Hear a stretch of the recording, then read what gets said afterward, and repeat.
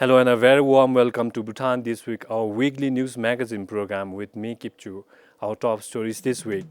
Najan Lamtin collaborates with community service groups in Punakha to help children in conflict with law. RCSC allows candidates from outside civil service to apply for executive positions as part of a major policy change. And taxes in the country to install CCTV cameras in a few months. Children who come in conflict with the law are given the opportunity to do community service if the alleged offense is not of a serious nature. This provision, called diversion in the Child Care and Protection Act of Bhutan 2011, is an alternative measure of dealing with a child in conflict with law other than judicial proceeding. To help children who are sent for diversion programs by courts, Najan Lamtin, a civil society organization, is linking up with 7 community service groups in Punakha to set up diversion programs. According to the Child Care and Protection Act of Bhutan 2011, children committing a misdemeanor offense, which carries a prison term of up to 3 years, is eligible for the diversion program. This opportunity is given to children in conflict with law who are aged between 12 and 18. The Memorandum of Understanding signed between Najan Lamtin and the 7 community service groups lists the services children can take up during the diversion period. The College of Natural Resources, Kurutha Youth Center, Royal Botanical Park in Lamperi, Nalinda Buddhist Institute and Explore Bhutan Rafting, and the Punakha District Education Sector are part of the MOU. In agreement, we have a judicial proceeding. If child is diverted, how it will be diverted, and how Najan Lamtin will divert to the other organization. So during this diversion period, we will send a referral letter to the particular community group which is responsible for giving a community service for that particular children. In case if we fail the diversion program, then the child will again go back to the justice system. However, Najan Lamtin says the community service groups cannot give hazardous and other illegal works during the diversion program. Also, the decision of whether or not to take up the diversion program will be left on the child in conflict with the law. Some of the community service providers say the diversion program is one of the best ways for a child to acknowledge their mistakes and correct their actions. We have a program to create awareness on nature. We also have a program of giving training on religious activities. Likewise, we give an opportunity to learn Buddhist philosophical studies if they wish. Even if the children in conflict with law want to continue their school, we provide them this opportunity. So far, Najan Lamtin has linked up with almost 30 such community service providers in 6 districts. About 60 children in conflict with law availed themselves of the diversion program. We request them to send children who want to become a monk. For instance, if their sentence is for 6 months, we offer the program of 6 months. Likewise, we have a program to give them admission as a monk if they wish to be a monk for the rest of their lives. Najan Lamtin has plans to replicate similar programs in other districts in the future. For Changaduji in Punakha, Sringzam, PBS News. With a proposed budget of around 260 million yutam, the 4th National Council or NC elections will be the most expensive NC election to date. This is despite the Election Commission of Bhutan taking various cost-cutting measures. The state already spent over 13 million yutam in campaign funds for the candidates. The National Council elections in 2018 were run at a cost of over 245 million yutam, almost 15 million yutam cheaper than the upcoming election. The 2013 election was conducted with around 148 million yutam, while the one in 2008 was done at around 99 million yutam. Despite various cost-cutting measures such as the reduction of polling stations and polling officers, the current election's proposed budget will mean it will be the costliest National Council elections ever. The ECB is doing away with 55 polling stations this time around. There will be 811 polling stations now. The The number of polling officials will also be reduced by over 200 individuals, leaving more than 3,200 officials to be deputed in polling stations. Moreover, the current election will have 36 fewer candidates compared to the 2018 NC elections. Similarly, the ECB doing away with the postal ballot facilitation booths is also expected to save cost. The ECB said the rise in the budget could be due to inflation and the revision of the Daily Subsistence Allowance or DSA, which will be paid to the officials involved in the election process. The ECB also says the cost-cutting measures have been thoroughly studied so that they won't compromise the quality of elections. Meanwhile, in addition to the polling officials, the ECB will depute over 2,400 security personnel. 89 candidates will contest in the upcoming election, which will be held on the 20th of April. Kinsang Hatten, PBS News. The National Referral Hospital will now be able to detect gastric cancer and treat it at the earliest. The hospital has received an advanced endoscopy machine. The Japan International Cooperation Agency and Japan Agency for Medical Research and Development handed over the high-end endoscopy machine along with complete accessories to the hospital on 27 March. Oita University handed over the high-end endoscopy machine worth about $95,000 along with the video conferencing machine worth about $2,700 to the National Referral Hospital.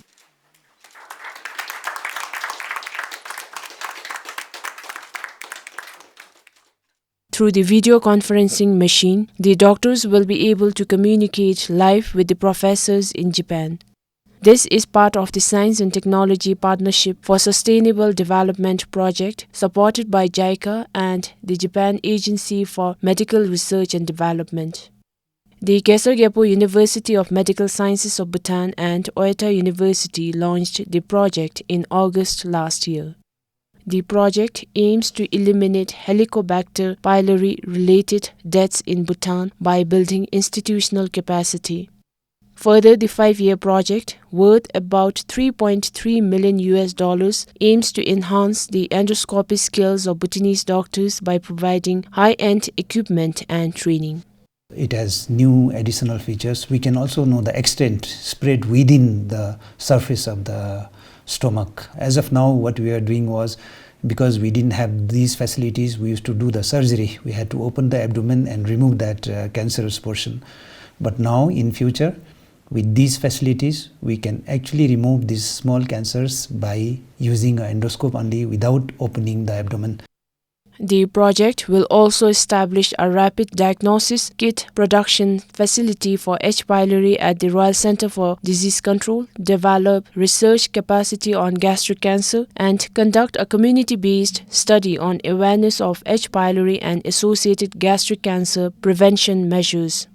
This will ensure that our health workers are at par with what global standards are. And they will able to be trained the younger generations that are coming up. So I think project like this contributes to building institutions, and institutions are important for the sustainability of the program. So it evolves as a program, then eventually it will help build the institution, and institution will remain forever. Currently, the Health Ministry has carried out cancer screening programs for almost 90% of the population in the country. For Karmawandi and Sawang, Sringzam, BBS News. The Royal Civil Service Commission has announced a major policy change regarding the selection of executives. According to a notification issued on 24th March, candidates from outside the civil service can now apply for civil service executive positions. This, according to the RCAC, is to expand the talent pool for leadership positions in the civil service. However, the candidates will have to go through various assessments such as situational judgment tests and group and individual interviews to assess their skills, experiences and qualifications required for the position. Senior representatives from agencies will also be involved in the selection process. Independent members and experts may also be included in the selection panel. The latest announcement amends the selection criteria for executives announced in 2021 and 2022. The RCC was not available for more information. The High Court has sentenced Tamchu Chorin, popularly known as Anim Tamchu, to 9 years in prison for tax evasion. She has also been asked to restitute over 63 million yutam to the government within 6 months. Anim Tamchu was found guilty for evading tax in relation to her cordyceps business, Lai Meto Export and Import. The verdict was passed on 24th March. Anim Damchu, with her Lai Meto Export and Import enterprise, was found to have evaded tax for 8 years from 2010 to 2017. The High Court judgment states that she and her accomplice used various techniques to evade over 16 million yutam in business income tax. The judgment states that during the 8-year period, her cordyceps business made over 124 million yutam in revenue, but declared only 29 million yutam as revenue to the Revenue and Customs Office in Thimphu. Similarly, the Chief Executive Officer of the Lai Meto Export and Import Enterprise, Yenten Jamso, was sentenced to 3 years in prison for aiding and abetting Anim Damchu in tax evasion. According to the judgment, he produced double books of accounts and made double invoices to hide business revenue and evade taxes. The duo has been convicted under various sections of the Income Tax Act of Bhutan 2001, Penal Code of Bhutan 2004, Anti-Corruption Act of Bhutan 2011, and the Evidence Act of Bhutan 2005. For Karma Wangdi, Sunampem for BBS News. The former Labour Minister Nima Sangye Tsempo and the former Director General of the Employment and Human Resources Department, Sherab Tenzin, were both handed a 2-year imprisonment for various corruption-related cases by the Thimphu District Court recently. A former Assistant Program Officer with the same department, Ugen Tashi, was also sentenced to 1 year in prison regarding missing documents in the Bhutan Employment Overseas Agency case. However, he has appealed to the High Court. As per the judgment, the former minister failed to declare an excavator and missed Somo hiring business run by him and his wife Namgyal Namo in 2017 during the annual asset declaration. To conceal the income of the hiring business and the excavator, he instead registered the excavator and the firm on his niece Pema Somo Sherpa's name with Dilugiri as her partner. He was found guilty of false declaration with the view to conceal under the Anti-Corruption Act. The former Director General Sherab Tenzin was also sentenced to 2 years for abuse of function. According to the judgment, despite not having the required registration documents, the Employment and Human Resources Department recommended the erstwhile Economic Affairs Ministry to issue a license to Bhutan Employment Overseas Agency while he was heading the department in 2016. Following that, the agency's business license was also issued. He was also charged for failing to declare conflict of interest while setting up a tissue paper manufacturing unit for his son Kyalzang Nyinda. The ACC accused the former DG of having solicited and accepted favor of 639,000 yutam from Manav Dingra, the head of operations of International Institute of Hospitality and Wellness Studies, to buy machines to set up the tissue paper firm. However, ACC could not prove the accusation beyond reasonable doubt. Similarly, the Assistant Program Officer Ugen Tashi was also convicted of abuse of function with regards to missing documents in the Bhutan Employment Overseas Agency case. However, all three of them can pay Timthi in lieu of prison term. The Office of the Attorney General had 6 charges against the former minister, but the court acquitted 5 and convicted him on 1 charge. Likewise, the former DG had 4 charges against him, of which he was acquitted of 3. The court acquitted the charges due to lack of evidence. Moreover, Kyalzang Nyinda, Pema Somo Sherpa, Dilugiri and Namgyal Hamo were also charged with different deceptive practices, but the district court acquitted them. For Karmawandi, this is Sherab Doji, BBS News. Most classrooms in schools are crowded, which offers a special risk of exposure and transmission of tuberculosis. In Bhutan, according to the Health Ministry's data, more than 20% of over 800 TB patients were students last year. Observing World Tuberculosis Day last week, the Health Ministry took the awareness program to schools this time. The country plans to eliminate tuberculosis by 2030. It continues to be one of the major public health concerns. According to the Health Ministry, lack of understanding of TB among students, delays in seeking health care and poor ventilation in most schools are some of the challenges. By talking to students and creating awareness in schools, the ministry expects a wider coverage of TB prevention. As per the annual report of 2022, 21% of the TB patients were students, and among which we also detected 61 MDR TB in 2022, and among these 25% were students. So because of this, we are giving more importance for the awareness to the schools. Loptu busta bumgi nanalo te dizumgi nejide mashuzi bera te darsab joigi. We have celebrated the day to create awareness among all the students about TB. This is because, as per the health report, TB is mostly spread among students. We initiated the program to create awareness of its detection and prevention. That de denlo ngache khatule lerim de tare goten thapchi chishunila. If one person gets TB, in a year that person will spread it to 7 to 10 people. The number will only increase if the patient is not careful. If it's treated on time, then it's curable. But if you don't take medicine on time, then it will become multi-drug resistant, and that is more dangerous.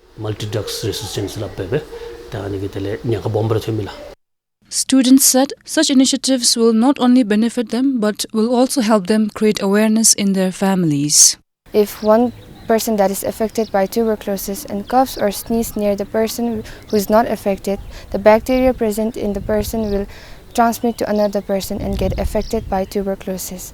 Tuberculosis is a curable disease. The causes of TB are if there is no proper hygiene, there's no well ventilation in the room, and if you smoke and if you eat the foods that are uncovered and not clean. We can create awareness amongst ourselves, and that we can build a community together through we can fight tuberculosis, and also it can help us to know the symptoms of how tuberculosis can affect us in our daily lives and can get treatment as soon as possible.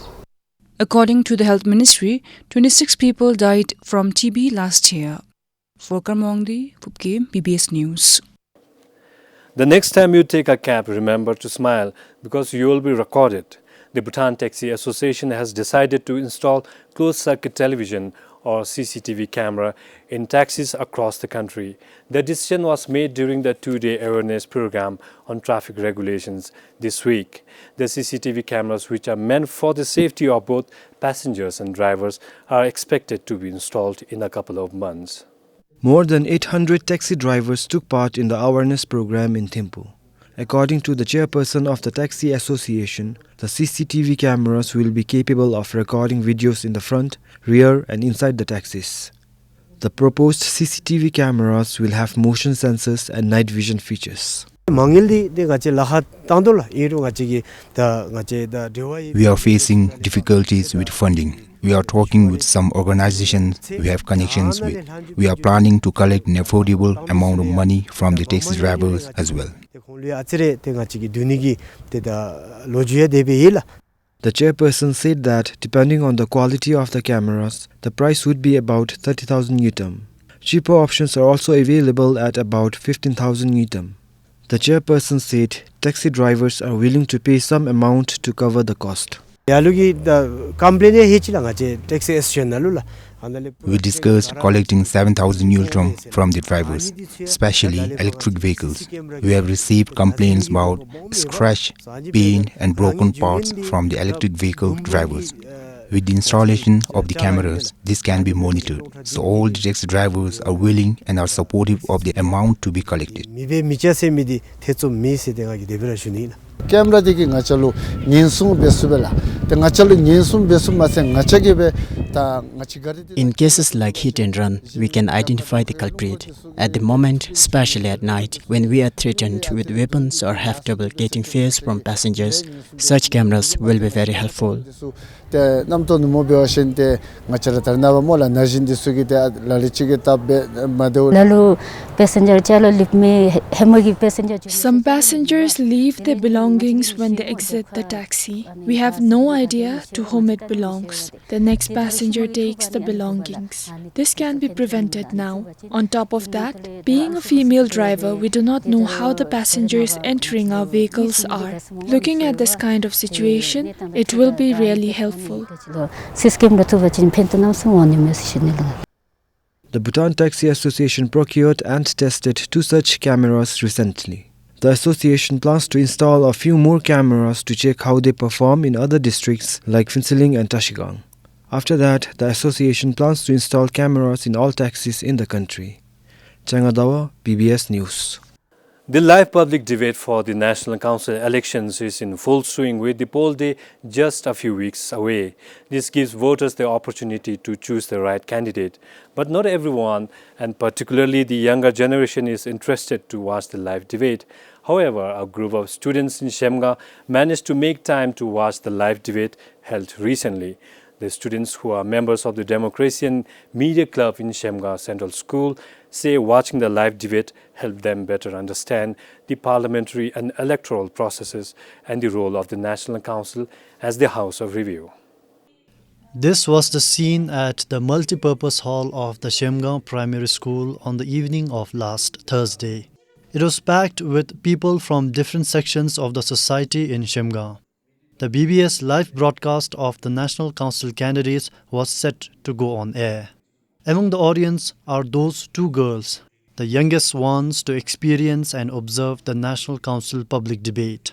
Isha Chodin and Phunsa Chodin of Shemga Central School, also the members of the school's Democracy Club, said it was an opportunity for them to learn about the process of parliamentary elections and understand in depth the role of National Council representatives. They said besides, it helped them build their confidence to stand for such elections in the future. I felt it is worth watching because in the near future, if I happen to be a candidate or participate in the elections, I will have a better understanding of how to stand for such debates. I'll know what questions to ask and how to respond. In this debate, I liked the topic, which was the balance of trade, because it is basically about export exceeding import. I came to know the problem of balance of trade.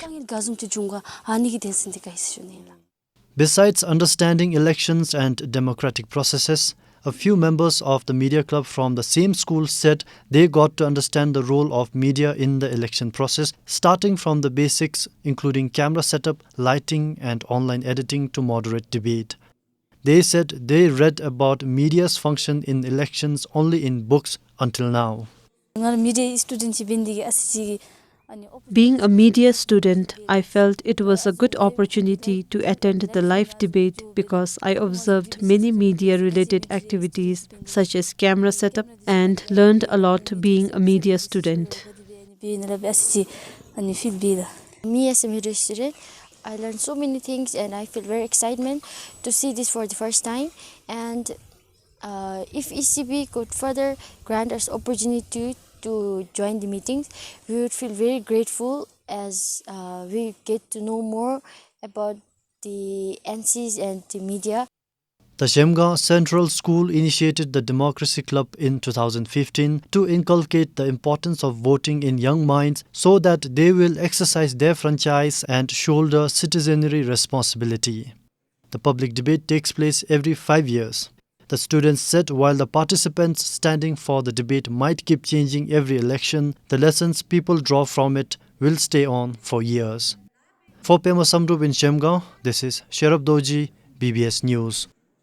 In final Gewok in Wandifora, the only school in the Gewok could close if measures are not taken to increase enrollment in the school.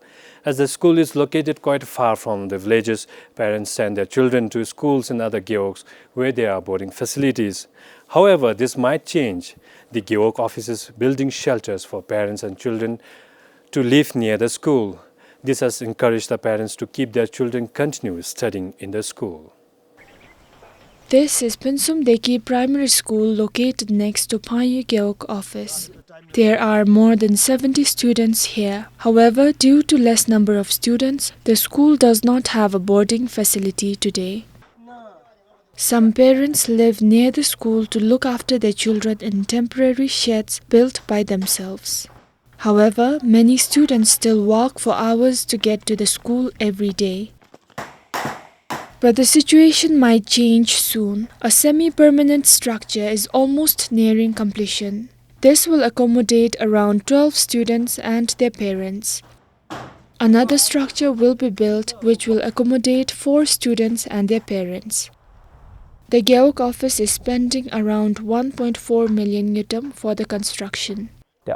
Parents are worried because the children had come across wild animals several times on their way to school, so they have transferred their children to urban schools. Likewise, some parents who could not afford to send their children to urban schools have withdrawn them from school and sent them to monastic schools. That way, we have lost many students.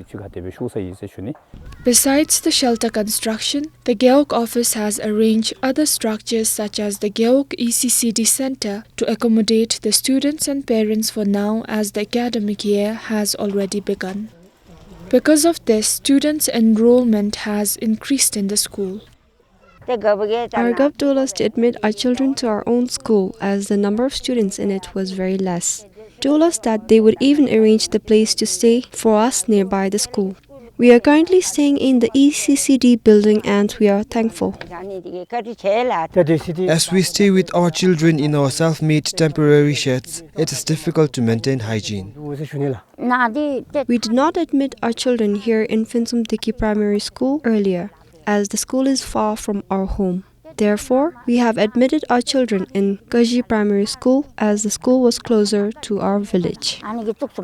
However, Kaji Primary School has only a limited seat available. It mostly enrolls students who come from Kaji Geok. So the only choice for most children of Phayu Geok is to walk for hours to the school in their own Geok.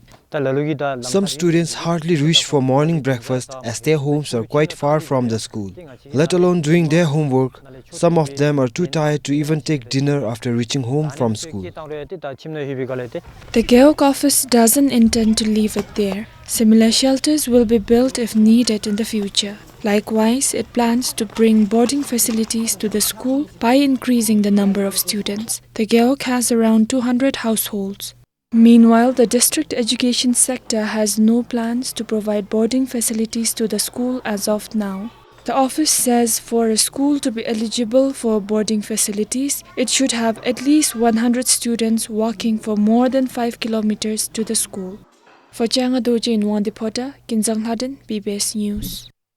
That's it for this week. Do join us as we bring you the next edition of the program next week. Take care and goodbye.